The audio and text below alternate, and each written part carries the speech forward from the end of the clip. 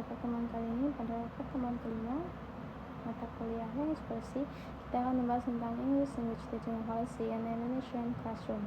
Sejak Indonesia merdeka, kebijakan pembelajaran bahasa Inggris telah menjadi salah satu prioritas utama nasional dan terus mengalami perkembangan melalui berbagai perubahan kurikulum, mulai dari competency-based kurikulum pada tahun 2004, kurikulum 2013, dan hingga kurikulum merdeka.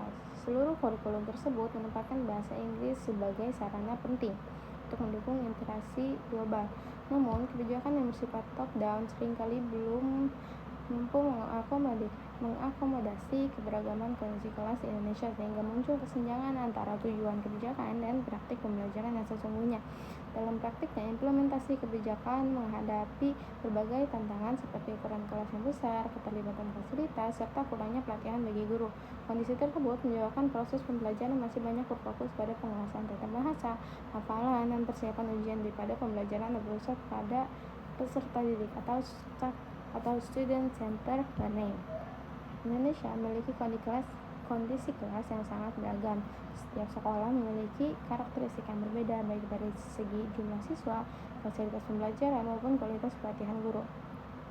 Kebijakan yang dirancang secara nasional tidak selalu dapat diterapkan secara maksimal di semua sekolah karena adanya berbagai keterbatasan yang dihadapi oleh pelaksana.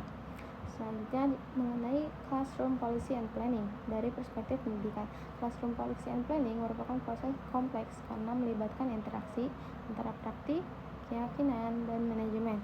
Kebijakan kelas tidak hanya tercermin dalam aturan tertulis atau dokumen kurikulum, tetapi juga terlihat dalam interaksi nyata antara guru dan peserta didik selama proses pembelajaran berlangsung. Oleh sebab itu, Classroom Policy harus dipahami sebagai proses yang dinamis dan terus berkembang sesuai kondisi nyata di dalam kelas. Dalam pelaksanaannya, guru seringkali menghadapi kesulitan ketika harus menerapkan suatu kebijakan, terutama apabila keyakinan atau pengalaman mengajar yang berbeda dengan kebijakan yang telah ditetapkan. Hal tersebut menunjukkan bahwa implementasi kebijakan selalu dipengaruhi oleh berbagai faktor, sehingga tidak dapat hanya bergantung pada aturan tertulis itu. Selanjutnya itu kita membahas tentang gap between policy and practice. Dalam kenyataannya, sering terjadi kesenjangan antara kebijakan yang dirancang oleh pemerintah dengan praktik pembelajaran di kelas. Guru sering menyesuaikan penggunaan bahasa berdasarkan kebutuhan peserta didik, misalnya melalui praktik code switching untuk membantu pemahaman siswa.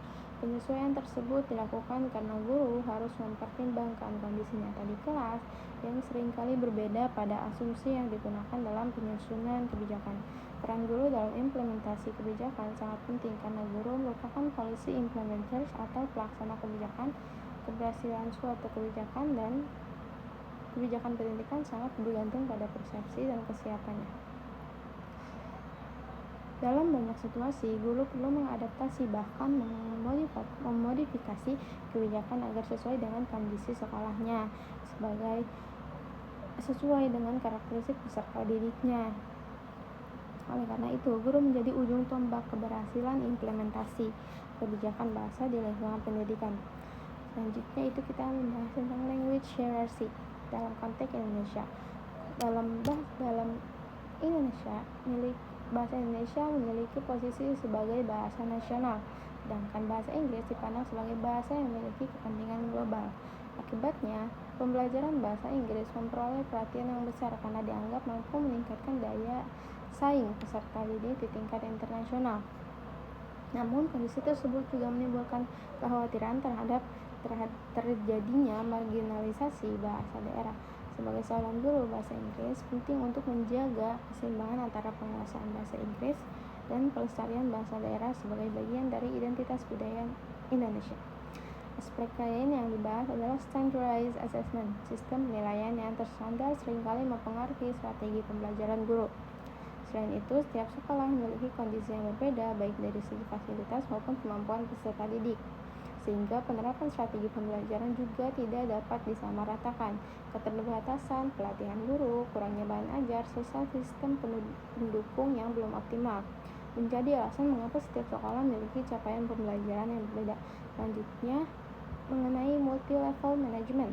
Implementasi kebijakan pendidikan melibatkan berbagai pemangku kepentingan atau stakeholders, antara lain pemerintah, sekolah, guru, dan orang tua. Keberhasilan kebijakan membutuhkan koordinasi dalam kolaborasi yang baik di antara seluruh pihak tersebut, karena masing-masing memiliki peran dalam mendukung keberhasilan pembelajaran bahasa Inggris di sekolah. Selanjutnya tentang English Language Teaching, Planning, and Management. Language management merupakan upaya yang dilakukan secara sadar untuk mengatur dan mengendalikan penggunaan bahasa dalam lingkungan pendidikan. Proses ini melibatkan berbagai pihak seperti pemerintah, institusi pendidikan, dan guru yang bekerja sama untuk membentuk praktik penggunaan bahasa, serta keyakinan peserta didik terhadap bahasa melalui manajemen yang baik.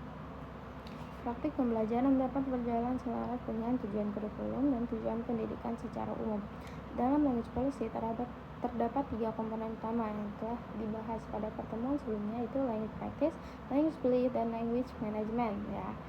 Ketiga komponen tersebut menjadi dasar dalam memahami perencanaan dan pengelolaan pembelajaran bahasa Inggris. Dalam konteks pengajaran bahasa Inggris, language management berfungsi sebagai penghubung antara praktik pembelajaran dengan tujuan kurikulum, misalnya dalam menentukan bahasa pengantar pembelajaran ataupun menetapkan norma penggunaan bahasa yang sesuai dalam kelas.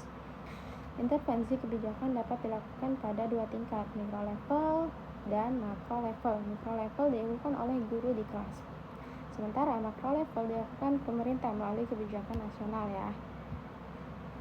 Baik, itu saja yang bisa saya sampaikan. Terima kasih. Wassalamualaikum warahmatullahi wabarakatuh.